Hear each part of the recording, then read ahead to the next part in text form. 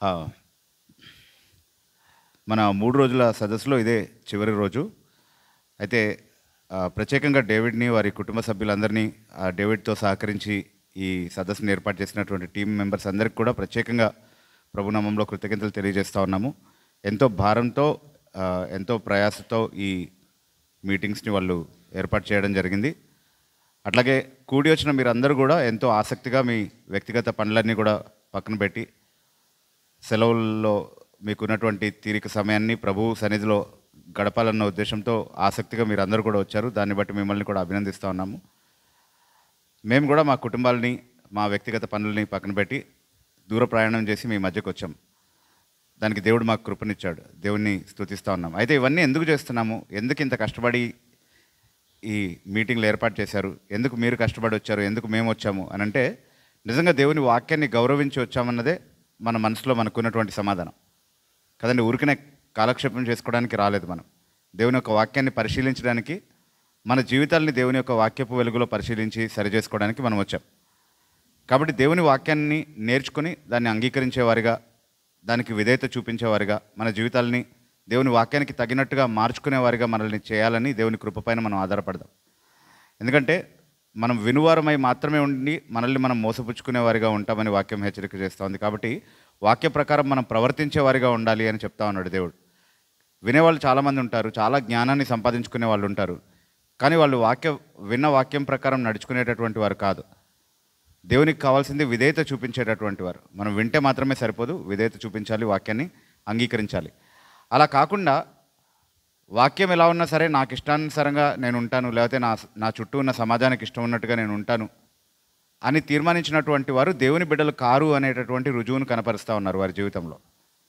ఆ విషయాన్ని మనం ఖచ్చితంగా గుర్తుపెట్టుకోవాలి. అది నేను చెప్తున్నటువంటి మాట కాదు, ప్రభువే మనకు నేర్పించినటువంటి సత్యం. కొన్ని మాటలు మనం వాక్యం నుండి చదువుకుందాం. నా అంశంలోనికి నేను వెళ్ళే కంటే ముందు యోహాను సువార్త 8వ అధ్యాయము 47వ వచనం ఒకసారి చూడండి. యోహాను సువార్త 8వ అధ్యాయము 47వ వచనం. జాగ్రత్తగా అందరూ బైబిల్స్ ఉన్నవాళ్ళు బైబిల్స్ తీసి చూడండి. ఎవరైనా ఒకళ్ళు చదవండి.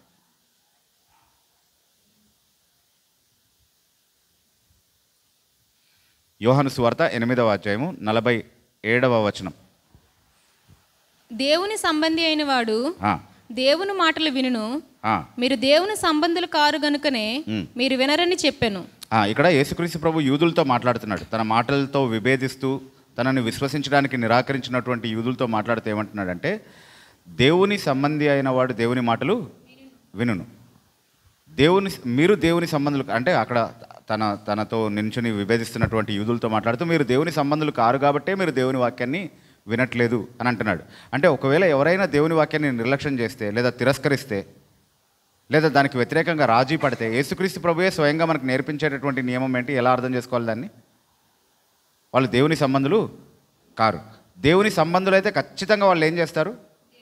దేవుని మాటలు వింటారు అంటే అందరికీ చెవులు ఉన్నాయి, వినబడతాయి కదా.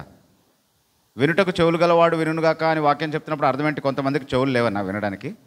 అలా కాదు, శబ్దం వినబడుతుంది అందరికీ చెవుల్లో, కానీ విధేయతతో వినడం అనేది అందరూ చేయరు కదా. వాక్యానికి విధేయత చూపించేది ఎవరు అని అంటే దేవునికి చెందినవారు మాత్రమే. అట్లాగే యోహాను సువార్త 15వ అధ్యాయం 14వ వచనం ఒకసారి చూడండి.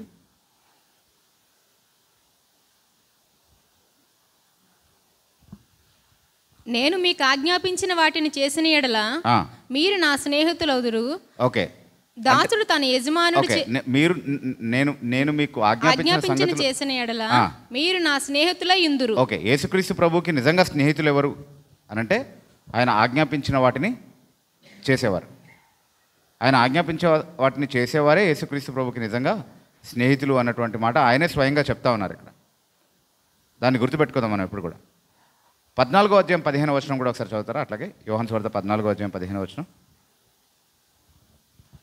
మీరు నన్ను ప్రేమించిన ఎడల నా ఆజ్ఞలను గైకొందురు. యేసుక్రీస్తు ప్రభువుని నిజంగా ప్రేమించేటటువంటి వ్యక్తికి ఉండే లక్షణం ఏంటి? ఆయన ప్రేమిస్తాడు, ఆయన ఆజ్ఞల్ని పాటిస్తారు. ఆయన ప్రేమించేటటువంటి వారు ఆయన ఆజ్ఞల్ని ఖచ్చితంగా పాటిస్తారు. సరే, 24వ వచనం ఒకసారి చదవండి. అట్లాగే ప్రేమింపని వాడు నా మాటలు గైకొనడు. మీరు వినుచున్న మాట. ఓకే, యేసుక్రీస్తు ప్రభు మాటలు ఎవరైనా గైకొనట్లేదు అని అంటే దాని అర్థం ఏంటి? అతను యేసుక్రీస్తు ప్రభుని ప్రేమించట్లేదు. యేసుక్రీస్తు ప్రభు పట్ల మన ప్రేమ ఎలా వెల్లడవుతుందో ఆయనే నేర్పిస్తున్నాడు మనకి.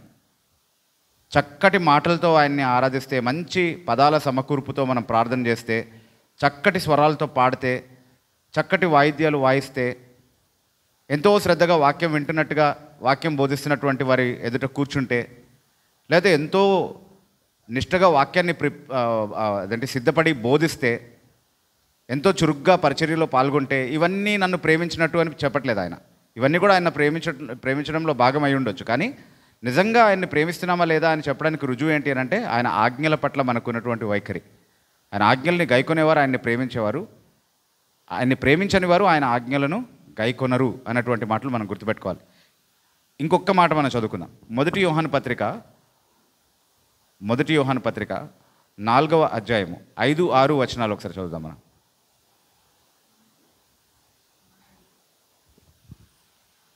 మొదటి యోహాను పత్రిక 4వ అధ్యాయము 5-6 వచనాలు. చిన్నపిల్లలారా,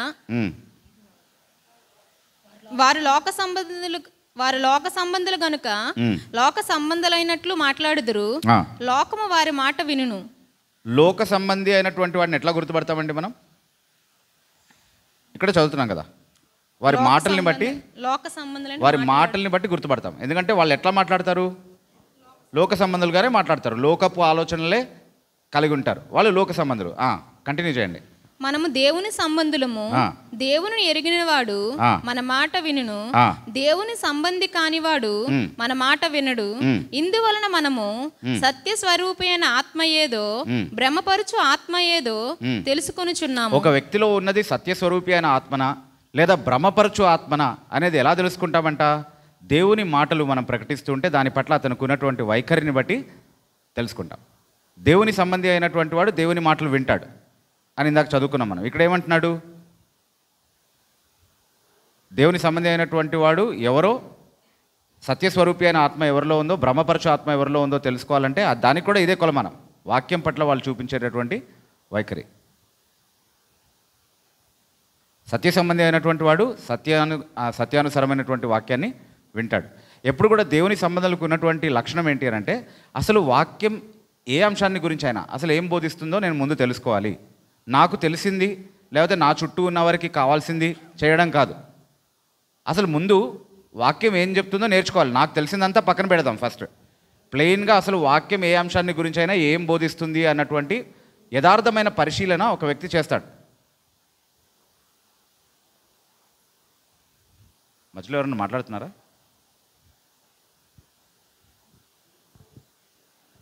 ఓకే,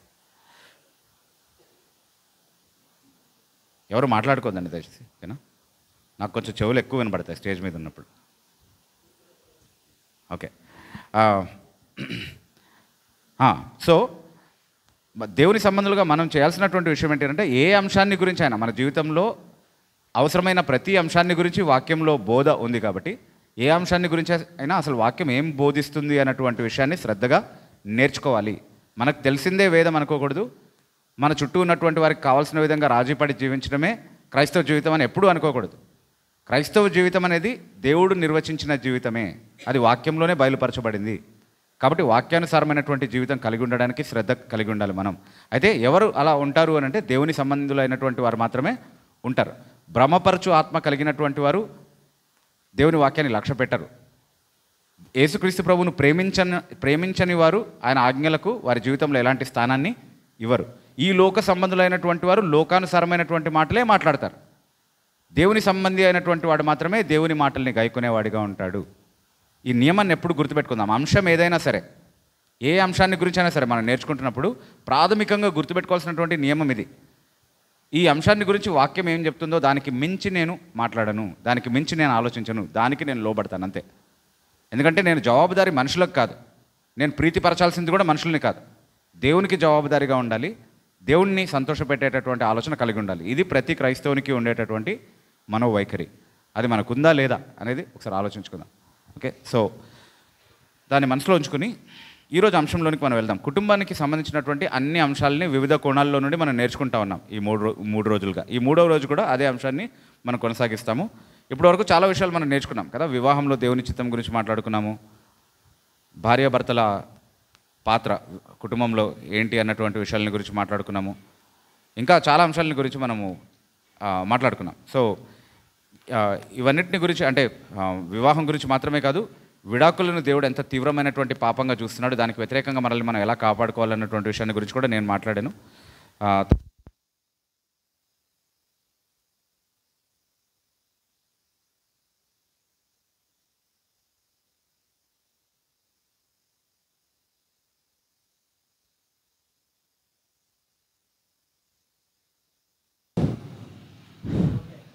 ఓకే, సో ఈరోజు దేవుడు మనకిచ్చినటువంటి సమయంలో వాక్యానుసారంగా పిల్లల్ని పెంచడం గురించి వాక్యం నేర్పిస్తున్నటువంటి కొన్ని సత్యాలను మనం ఒకసారి జ్ఞాపకం చేసుకుందాం. పేరెంటింగ్, గాడ్లీ పేరెంటింగ్ అంటే తల్లిదండ్రులుగా పిల్లల పట్ల నిర్వర్తించాల్సినటువంటి బాధ్యతల గురించి బైబిల్ గ్రంథం మనకేం నేర్పిస్తుంది అన్నటువంటి విషయాల గురించి మాట్లాడుకుంది. ఇది చాలా పెద్ద అంశము, చాలా ఎక్కువ దీని గురించి మాట్లాడాల్సింది. కానీ మనకున్నటువంటి తక్కువ సమయంలో క్లుప్తంగా కొన్ని విషయాలు మాత్రమే నేను మీకు జ్ఞాపకం చేస్తాను. తర్వాత దాని గురించి మీరు ఎక్కువగా ఆలోచించండి, ఎక్కువగా పరిశీలించండి. ఇంకా వాటి గురించి నేర్చుకోవడానికి అవసరమైనటువంటి మెటీరియల్ కూడా, పుస్తకాలు కూడా మన దగ్గర ఉన్నాయి.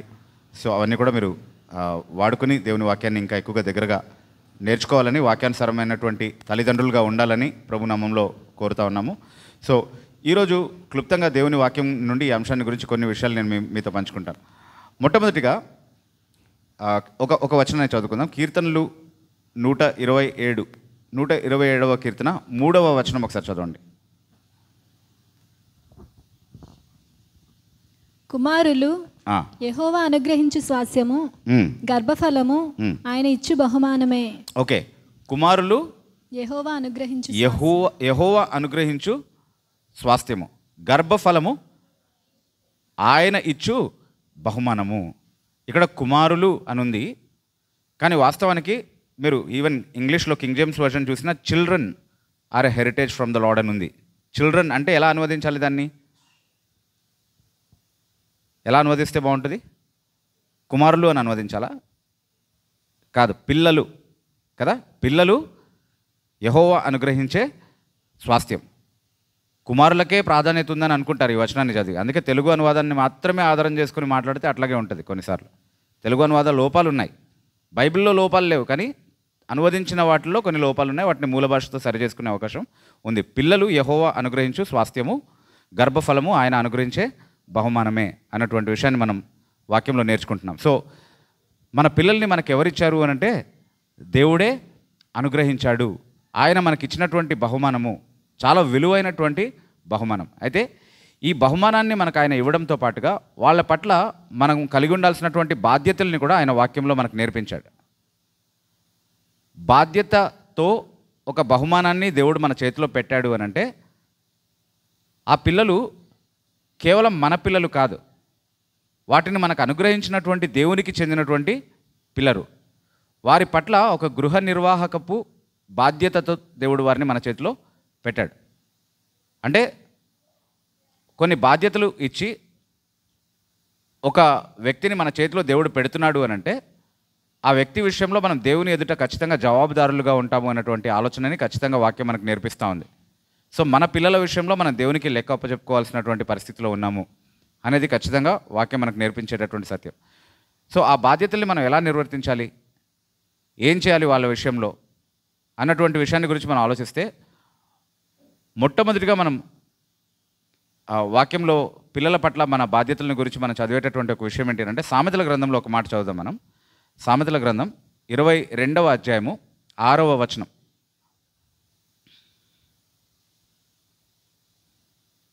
బాలుడు నడవవలసిన త్రోవను వానికి నేర్పుము, వాడు పెద్దవాడైనప్పుడు దాని నుండి తొలగిపోడు. ఓకే, బాలుడు నడవవలసిన త్రోవను వాడికి నేర్పించండి, అప్పుడు వాడు పెద్దవాడైనా సరే ఆ మార్గం నుండి తొలగిపోడు అని చెప్తున్నాడు. ఈ మాటని జాగ్రత్తగా ఆలోచించండి. బాలుడిని తనకిష్టమైన మార్గంలో పెంచండి అని చెప్తుందా వాక్యం? తన ఇష్టానికి విడిచిపెట్టండి అని చెప్తుందా? లేదు. సరే, బాలుడికి మీకు ఇష్టమైనటువంటి మార్గంలో పెంచండి, మీకు నచ్చినట్టు పెంచండి అని చెప్తుందా వాక్యం? అలా కూడా చెప్పట్లేదు. ఏం నేర్పించాలంట బాలుడికి? ఏం నేర్పించాలంట? తాను నడవవలసిన త్రోవ. అంటే బాలుడు నడవవలసిన త్రోవ ఒకటి ఉంది దేవుని వాక్య ప్రకారం.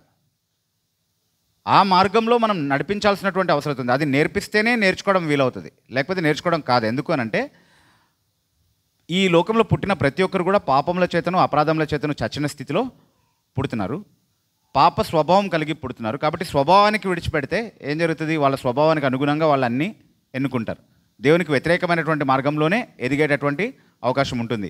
అయితే దేవుని మార్గంలో వాళ్ళు నడవాలంటే, వాళ్ళు నడవాల్సినటువంటి త్రోవలో నడవాలంటే అది నేర్పించాలి, ఖచ్చితంగా నేర్పించాలి.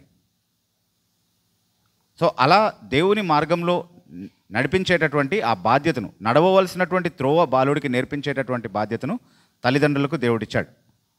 అయితే ఆ మార్గం మనకెలా తెలుస్తుంది? ఫస్ట్ ఏ మార్గంలో వాళ్ళని పెంచాలన్నటువంటి ఆలోచన మనకి ఎక్కడి నుంచి వస్తుంది? ఎక్కడి నుంచి, దేన్ని ఆధారం చేసుకుని ఆ మార్గాన్ని వాళ్ళకి నేర్పించాలి అనేది మనం ఆలోచిస్తే దానికి కూడా వాక్యం మనకు సమాధానం ఇస్తూ ఉంది. చూడండి, ద్వితీయోపదేశ కాండము 6వ అధ్యాయము,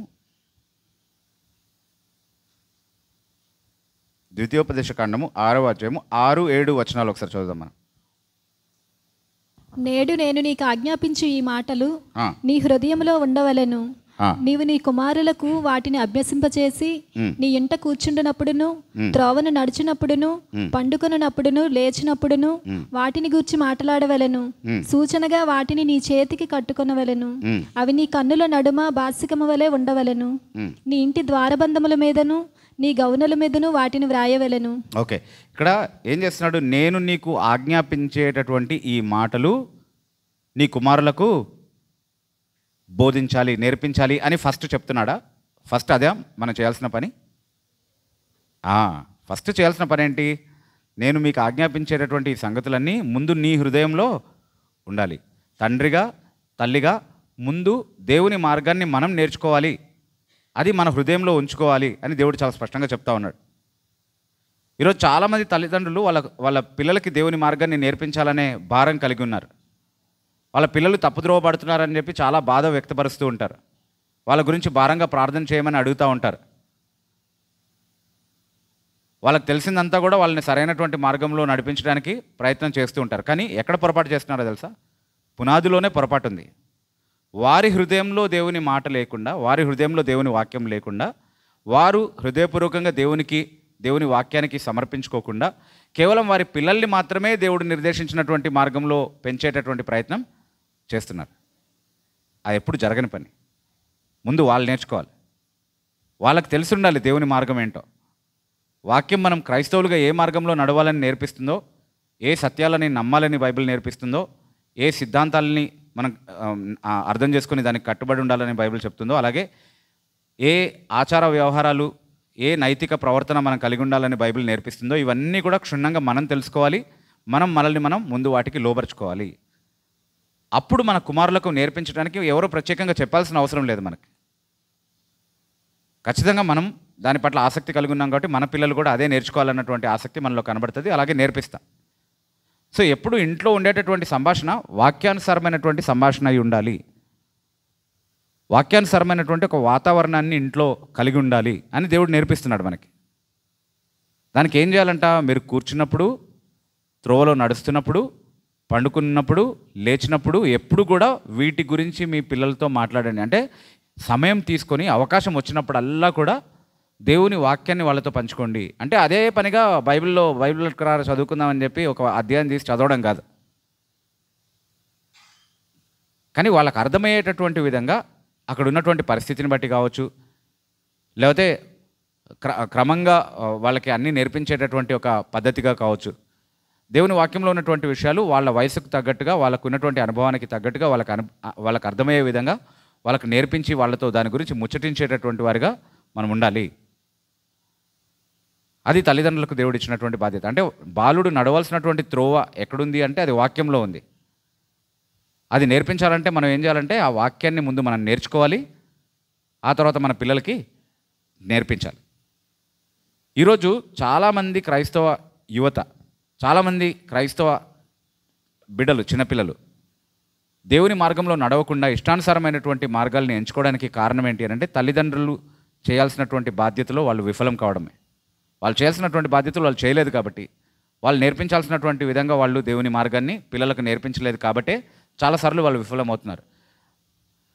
అన్ని సందర్భాల్లోనూ అదే కారణమని నేను చెప్పట్లేదు, కానీ అది ఖచ్చితంగా ఒక ప్రాముఖ్యమైనటువంటి కారణం. ఒకవేళ మీరు అది చేసి ఉండకపోతే అందుకే మీ పిల్లలు అలా ఉన్నారు అనేది ఖచ్చితంగా గుర్తుపెట్టుకోండి.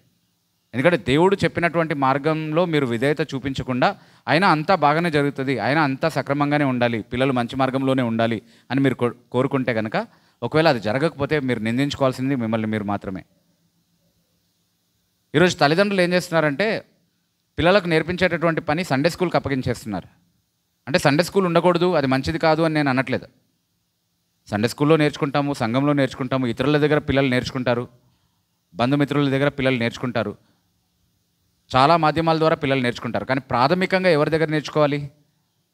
నేర్పించే బాధ్యత ఎవరిదై ఉండాలి? తల్లిదండ్రులదే. మనం నేర్పించాలి, అది మన బాధ్యత, మన పిల్లలు వాళ్ళు.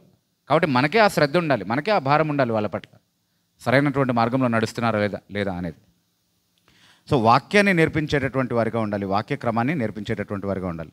నేర్పించడం అంటే అదే పనిగా స్కూల్లో నేర్పించినట్టుగా ఒక పాఠం చెప్పడం కాదు, అది కూడా ఉంది, నేర్పించడంలో భాగంగా అది కూడా ఉంది. కానీ ఆదర్శంతో నేర్పించాలి. అందుకే ముందు మీ హృదయంలో ఉండాలన్నటువంటి మాట దేవుడు చెప్తా ఉన్నాడు. వాళ్ళ ముందు మనం ఒక ఆదర్శవంతమైనటువంటి జీవితాన్ని జీవించి చూపించాలి.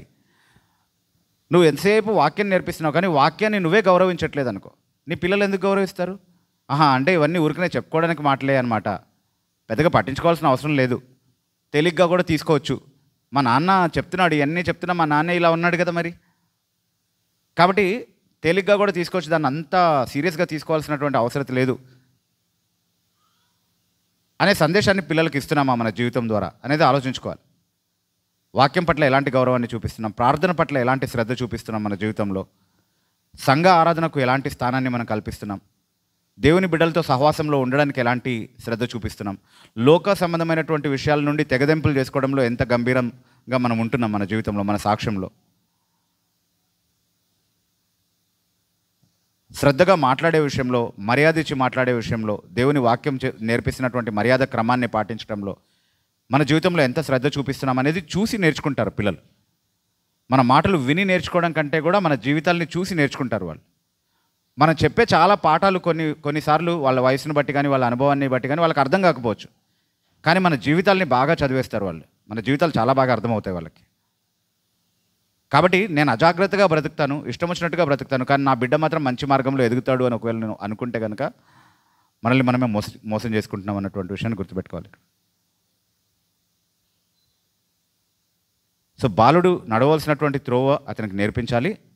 ఆ త్రోవ మరేంటో కాదు, అది వాక్యానుసారమైనటువంటి మార్గమే. దాని నుండి వాడు కుడికి కానీ ఎడమకి కానీ తిరగకుండా నడవడం నేర్చుకోవాలి.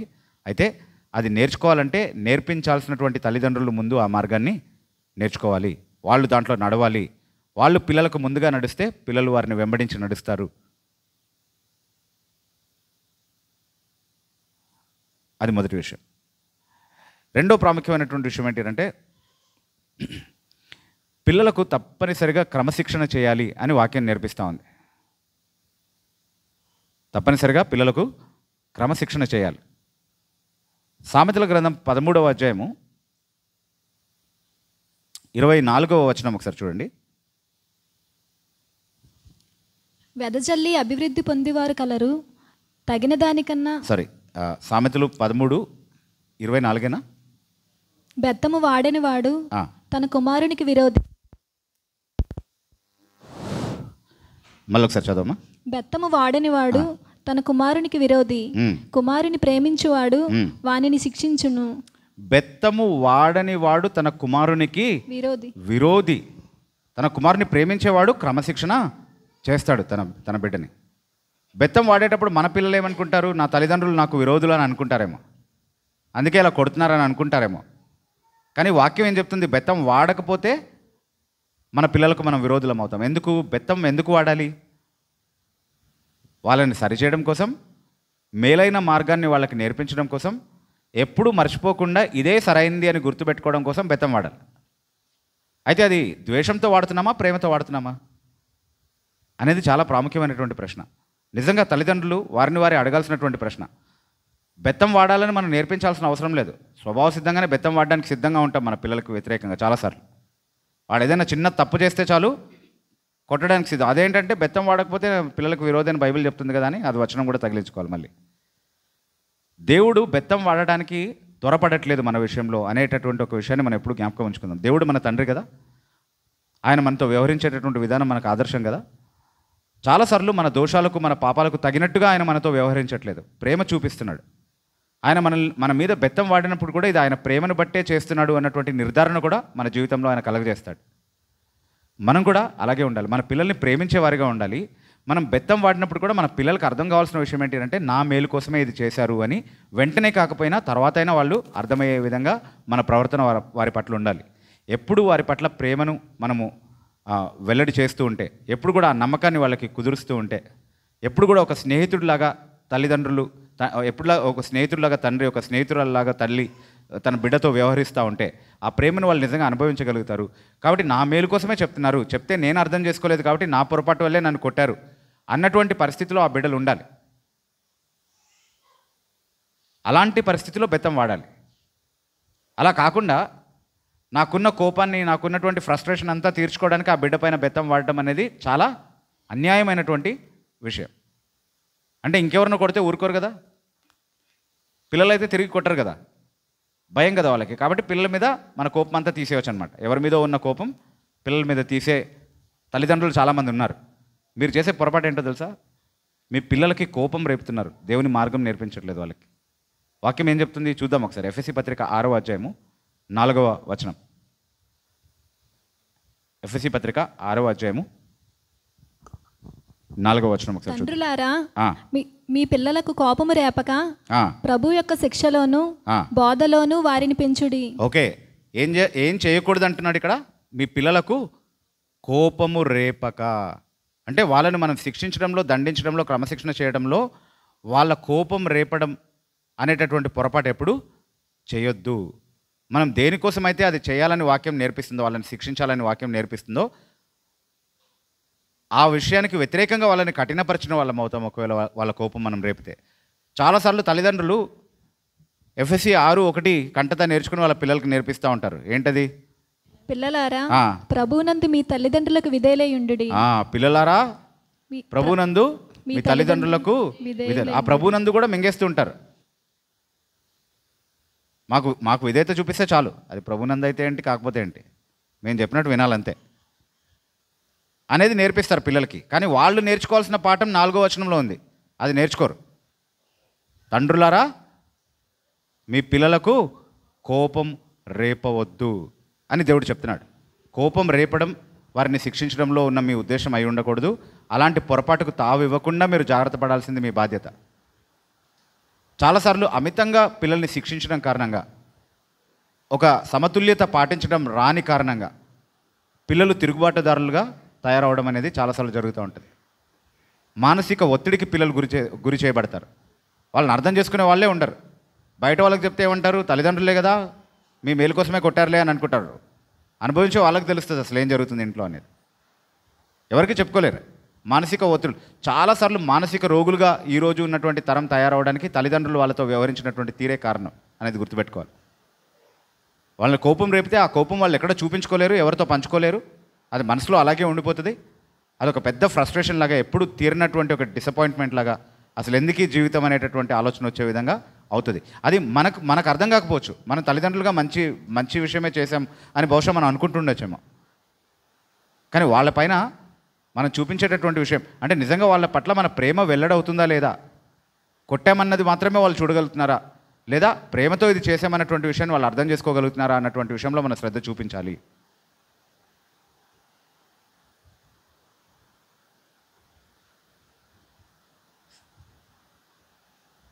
ప్రభు యొక్క శిక్షలో వారిని పెంచమని అంటున్నాడు చూసారా.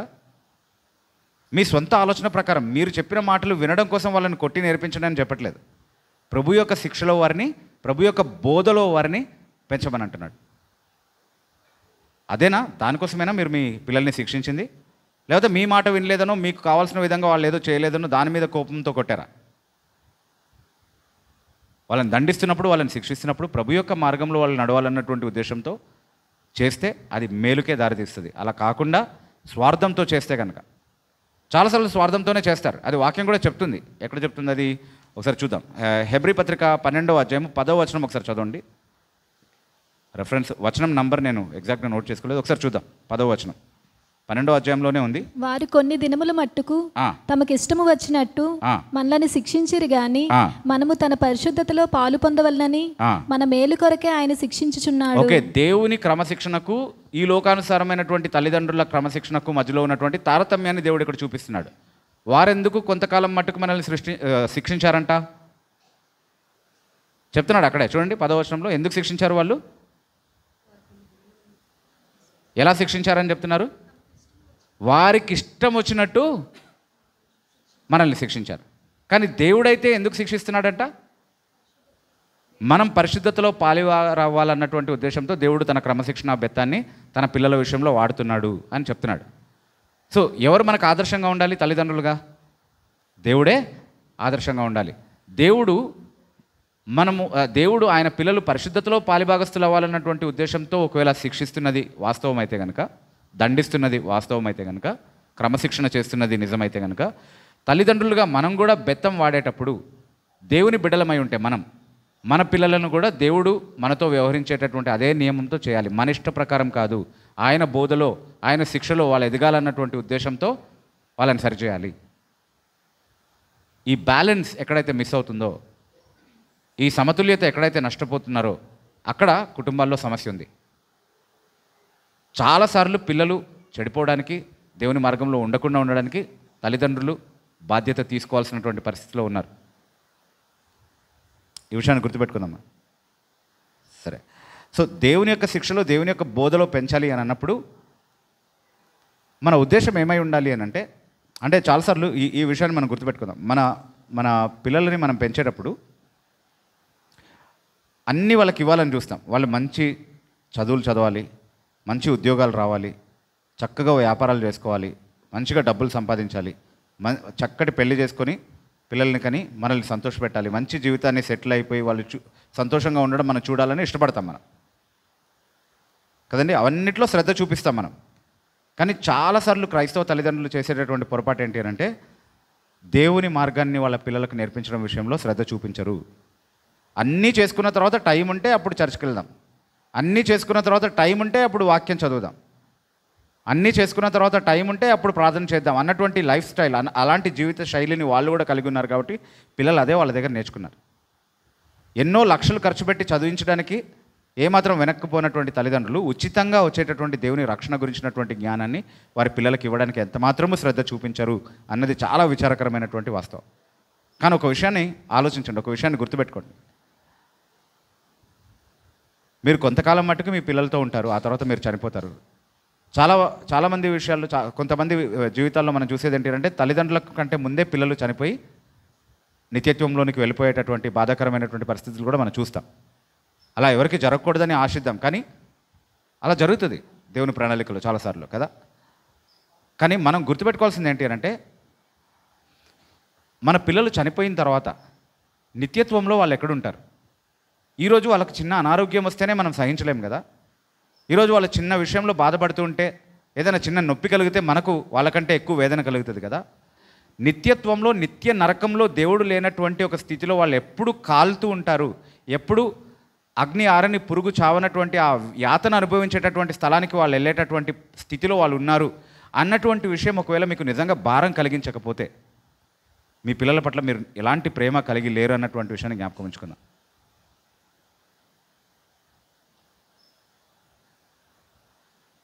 మేము రక్షణ పొందిన దంపతులమే కాబట్టి మాకు పుట్టిన పిల్లలు కూడా మాతో పాటు పరలోకానికి వచ్చేస్తారని దయచేసి అనుకోవద్దు.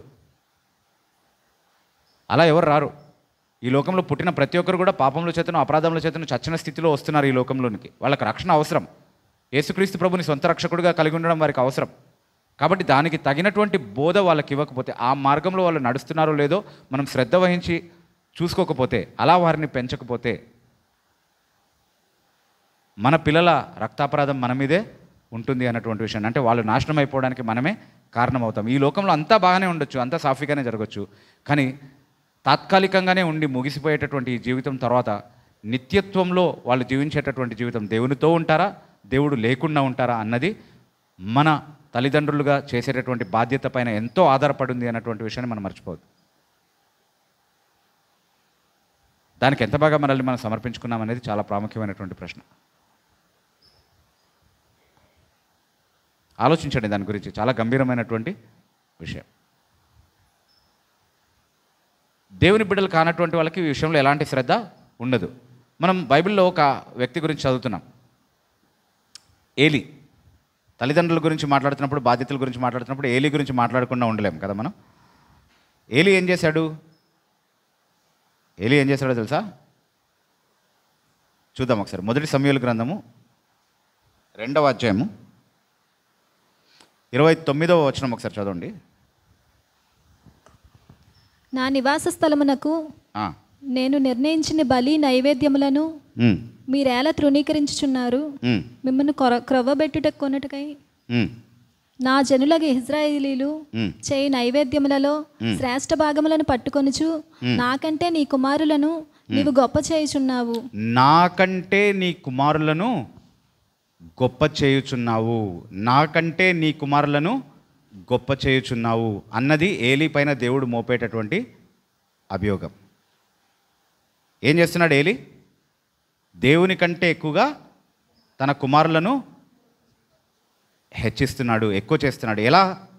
ఎలా అంటే దేవునికి వ్యతిరేకమైనటువంటి పనులు వాళ్ళు చేస్తున్నప్పుడు దేవుని మాటకు ఇవ్వాల్సినటువంటి అధికార స్థానాన్ని ఇవ్వకుండా వాళ్ళ పిల్లల ఇష్టం జరిగించడానికి అతను అవకాశం ఇవ్వడం కారణంగా దేవుని కంటే ఎక్కువ ప్రాధాన్యత తన కుమారులకు ఇచ్చాడు. దాని కారణంగా దేవుని మార్గంలో వాళ్ళని పెంచలేకపోయాడు.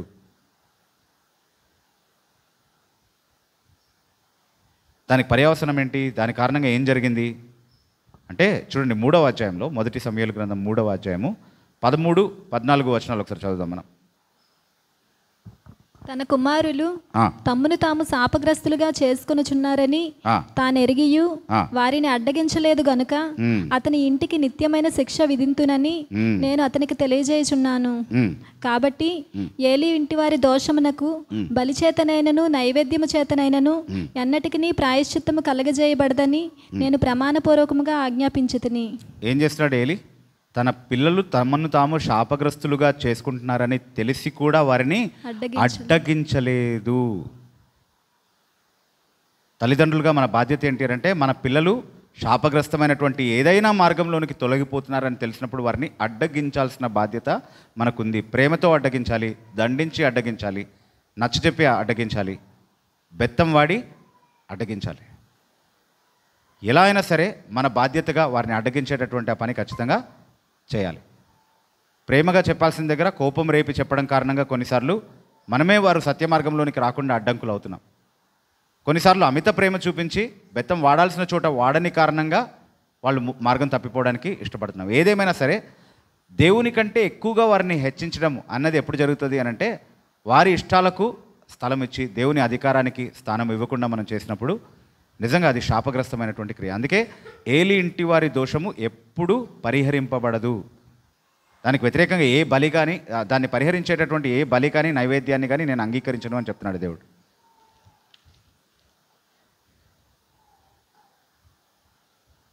ఎంతమంది ఏలీ జీవితాన్ని గురించి చదివి అద్దంలో మొహం చూసుకున్నట్టుగా ఇది నా మొహాన్నే చూపిస్తుంది అన్నట్టుగా అనిపిస్తుంది ఆ మాటలు చదివేటప్పుడు? ఒకసారి ఆలోచించండి. అలా లేకపోతే దేవునికి స్తోత్రం. అంటే తల్లిదండ్రులు అంటే ఇప్పుడు ఒక విషయం ఇక్కడ బ్యాలెన్స్డ్గా చెప్పాలి. ఏంటి అని అంటే, పిల్లలు పాడైపోతే ఇంకా తల్లిదండ్రులు చెప్పలేదనే అనుకోవాల్సిన అవసరం లేదు. చెప్పుండొచ్చు కానీ వాళ్ళు మాట వినుండకపోవచ్చు. అలాంటి పరిస్థితి కూడా ఉంది. ఇప్పుడు సమూయేలు పిల్లల విషయంలో మనం ఒక మాట చదువుతాం చూడండి. మొదటి సమూయేలు గ్రంథంలోనే 8వ అధ్యాయము 5వ వచనం ఒకసారి చదవండి. 4వ వచనం అనుకుంటా, 4, 5 వచనాలు ఒకసారి చదువుదాం.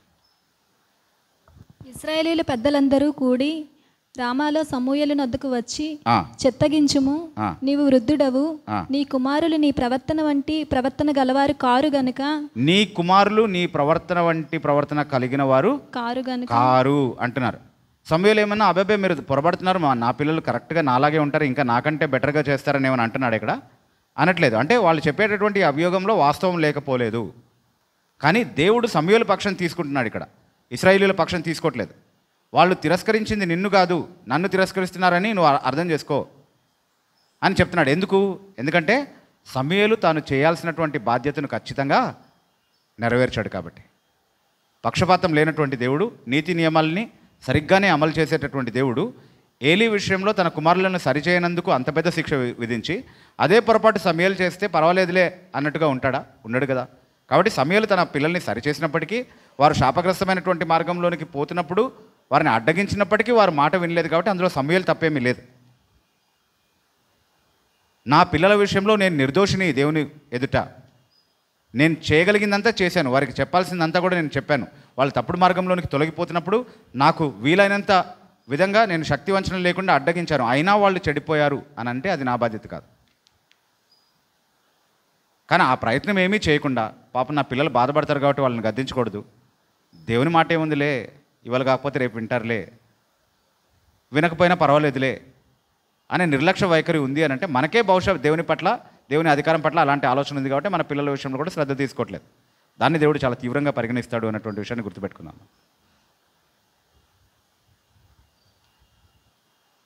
ఏలీ తన పిల్లల పట్ల బాధ్యత నెరవేర్చినందుకు ఆ గృహాన్ని దేవుడు శిక్షిస్తే, ఆ రోజున్న దేవుడే ఈరోజు కూడా ఉన్నాడు. ఆ రోజు ఆయనకు ఉన్నటువంటి స్వభావమే ఈరోజు కూడా ఉంది. ఆయన స్వభావం మారింది. ఆయన ఆ పాపాన్ని ఈరోజు కూడా అంతే తీవ్రమైనదిగా చూస్తున్నాడు అన్నటువంటి విషయాన్ని మాత్రం ఖచ్చితంగా మనం నేర్చుకుందాం. అయితే దేవునికి సంబంధించినటువంటి వారి వైఖరి అలా ఉండదు. దేవునికి సంబంధించినటువంటి వారి వైఖరి అలా ఉండదు. దేవుడు అబ్రహాం గురించి ఒక గొప్ప సాక్ష్యం ఇస్తున్నాడు. అదేంటో చూద్దాం ఒకసారి. ఆదికాండం 18వ అధ్యాయము 19వ వచనంలో అబ్రహాంను గురించి ఒక గొప్ప సాక్ష్యం ఇస్తున్నాడు దేవుడు. చదువుదాం ఒకసారి అది. ఎట్లనగా యెహోవా అబ్రహామును గూర్చి చెప్పినది అతనికి కలుగజేయనట్లు తన తర్వాత తన పిల్లలను తన ఇంటి వారును నీతి న్యాయములు జరిగించుచు యెహోవా మార్గమును గైకొనుటకు అతడు వారికి ఆజ్ఞాపించినట్లు నేను అతన్ని ఎరిగి ఉన్నానెను. నీతి న్యాయములు జరిగిస్తూ యెహోవా మార్గాన్ని గైకొనే విధంగా తన కుటుంబాన్ని ఆజ్ఞాపించేవాడిగా ఉంటాడు అబ్రహాము అని నాకు అతని గురించి తెలుసు అని దేవుడే స్వయంగా సాక్ష్యం ఇస్తున్నాడు. ఎంత మంచి మాట కదా. అంటే నా మాటలు, నా మార్గాన్ని అతను మాత్రమే లక్ష్య పెట్టేవాడిగా ఉండడు, కానీ తన గృహాన్ని కూడా ఆ మార్గంలో నడిపించేవాడిగా ఉంటాడు అబ్రహాము అని అంటున్నాడు. అందుకే అబ్రహాముకు ఒక బిరుదు ఉంది. ఏంటది?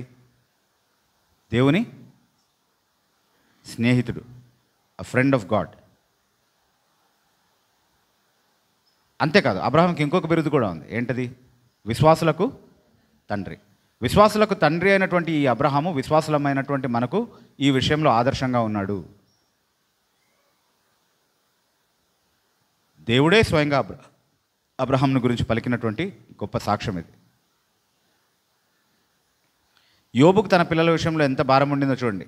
1వ అధ్యాయం, యోబు గ్రంథము 1వ అధ్యాయము 5వ వచనంలో ఈ మాట చదువుతున్నాం మనం. వారి వారి విందు దినములు పూర్తి కాగా యోబు తన కుమారులు పాపము చేసి తమ హృదయములలో దేవుని దూషింతురేమో అని వారిని పిలువనంపించి వారిని పవిత్రపరిచి అరుణోదయముల లేచి వారిలో ఒక్కొక్కరి నిమిత్తమై దహన బలి అర్పించుచూ వచ్చెను. అంటే ఎందుకు అంత పట్టింపు అతనికి? ఎందుకంటే తాను మాత్రమే దేవునితో సమాధాన పడితే సరిపోదు, తన పిల్లలు కూడా దేవునితో సమాధానకరమైనటువంటి స్థితిలోనే ఉండాలన్నటువంటి భారం యోబుకి తన పిల్లల విషయంలో ఉండింది. ఆ నీతిమంతుడైనటువంటి యోబు మనకు ఖచ్చితంగా ఆదర్శంగా ఉండాలి. మన పిల్లలను దేవుని యొక్క బలిపీఠం ఎదుటకి, దేవుని యొక్క కృపాసనము ఎదుటకి ఎంత తరచుగా మనం తీసుకెళ్తున్నాం అనేది చాలా ప్రాముఖ్యమైనటువంటి విషయం. దేవుని సన్నిధిలో నిజంగా మన పిల్లల కోసం మనం ప్రార్థన చేస్తున్నామా? వారు చేస్తున్నటువంటి తప్పిదాల విషయంలో వాళ్ళకి అవగాహన కలిగించాలని, వాళ్ళు దేవునితో సమాధాన పడే విధంగా వారు మారు మనసులో నడిపించబడాలన్నటువంటి తీవ్రమైన ఆకాంక్ష మనం నిజంగా కలిగి ఉన్నామా లేదా అనేది చాలా ప్రాముఖ్యమైనటువంటి విషయం. యేసుక్రీస్తు ప్రభు దగ్గరికి ఒక సందర్భంలో చిన్నపిల్లల్ని తీసుకొచ్చారు కదా. తీసుకొచ్చినప్పుడు శిష్యులు ఏమన్నారు? తీసుకెళ్ళిపోండి, ఆయన చాలా బిజీగా ఉంటారు, పిల్లలతో టైం గడిపేంత సమయం ఉండదు అన్నట్టుగా వ్యవహరించారు కదా. కానీ యేసు ప్రభు ఏమన్నాడు? చిన్నపిల్లలను నా యొద్దకు రానీయుడి, వారిని ఆటంకపరచవద్దు అని చెప్పి వారిని ఎత్తుకొని వారిని ఆశీర్వదించినట్టుగా మనం చాలా స్పష్టంగా చూస్తూ ఉన్నాం ఆ సందర్భంలో. యేసుక్రీస్తు ప్రభు ఈరోజు కూడా అదే మనసు కలిగి ఉన్నటువంటి వాడు. కానీ మనం తల్లిదండ్రులుగా ప్రభు దగ్గరికి పిల్లల్ని తీసుకెళ్ళినటువంటి అదే తల్లిదండ్రుల మనసు కలిగి ఉన్నామా? ప్రభు దగ్గరికి మన పిల్లల్ని తీసుకెళ్ళడానికి ఇష్టపడుతున్నామా ప్రార్థనలో? ఈరోజు కూడా అదే ఆహ్వానాన్ని ఆయన ఇస్తాడు కదా, చిన్నపిల్లల్ని నా దగ్గరికి రానియడి అని. మనం ఎందుకు యేసుక్రీస్తు ప్రభు యొక్క బిడ్డలుగా ఉండి ఆయన చెప్పినటువంటి ఈ మాటల్లో ఆయన మనసును చూడలేకపోతున్నాం? నా వద్దకు వచ్చేవాడిని నేను ఎన్నడూ త్రోసివేయను అన్నటువంటి వాగ్దానాన్ని ఆధారం చేసుకుని ఎట్లాగైతే మనం ఆయన దగ్గరికి వెళ్తున్నామో, అట్లాగే మన పిల్లల్ని పట్టుకుని మనం ఎందుకు దేవుని సన్నిధిలోనికి వెళ్ళట్లేదు? మనం ఎందుకు ప్రార్థనలో ఆయన ఆయన ఆయన సన్నిధిలో సమయం గడపట్లేదు? వారి రక్షణ విషయమై ఎందుకు వారి పట్ల మనకు సరైనటువంటి భారం లేదు? దేవుని బిడ్డలైనటువంటి వారందరికీ ఆ భారం ఉంటుంది అని చెప్తున్నాడు. వారు ఖచ్చితంగా నీతి న్యాయములు జరిగించి యెహోవా మార్గాన్ని గైకొనేటటువంటి విధంగా వారి కుటుంబాల్ని ఆజ్ఞాపించే వారిగా ఉంటారు అని దేవుడు తన బిడ్డల గురించి సాక్ష్యాన్ని కలిగి ఉన్నాడు.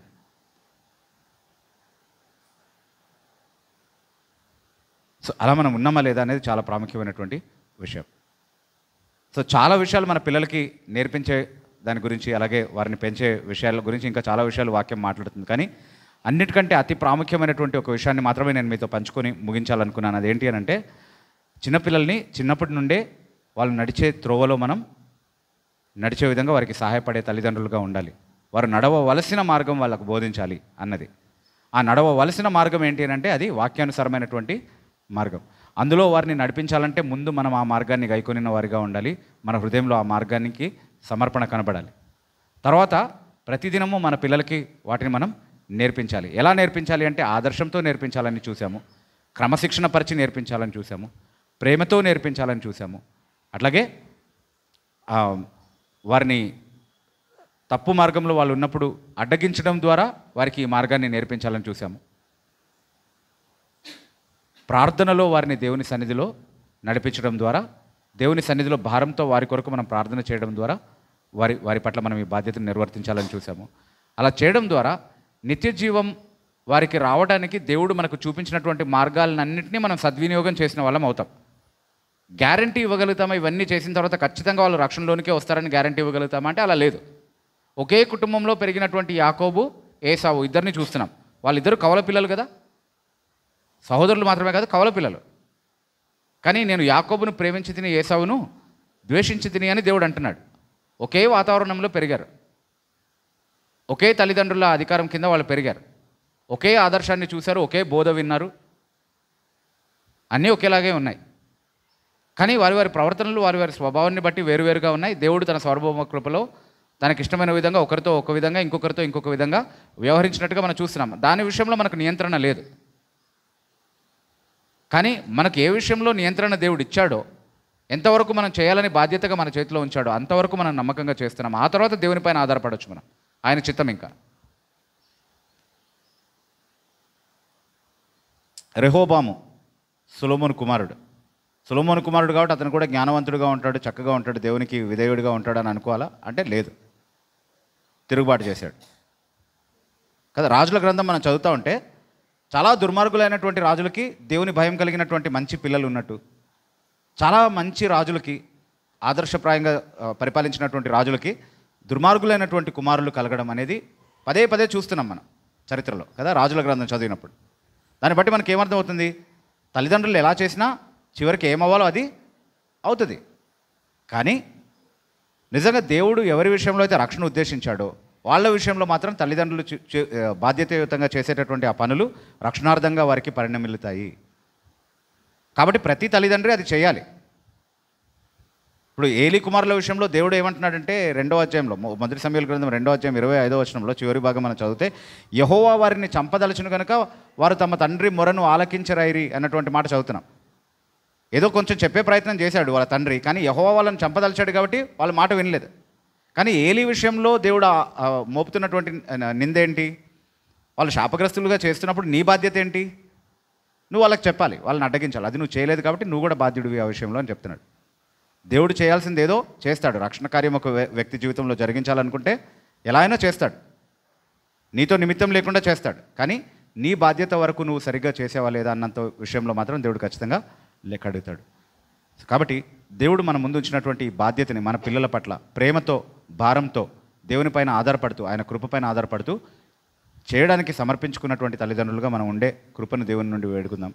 అలా ఉండగలిగే కృప దేవుడు మనందరికీ అనుగ్రహించును గాక. దేవుడి కొద్ది మాటలు దీవించును గాక.